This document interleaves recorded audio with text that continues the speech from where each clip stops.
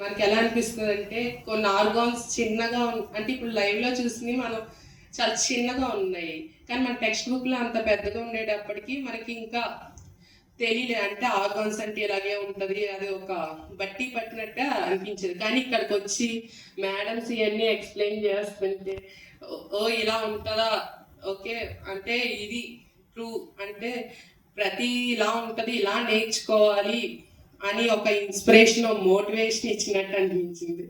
To be frank, కాలేజ్లో first అడిగి పెట్టినప్పుడు అబ్బా కాలేజ్ బాగుంది, ఇలాంటి కాలేజ్లో రావాలి ఖచ్చితంగా అనిపించింది. సరౌండింగ్స్ చూసి, ప్లాన్స్ అలా చూసి జస్ట్.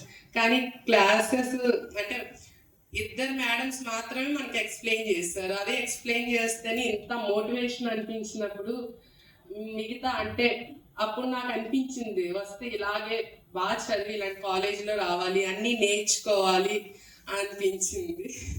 Thank you.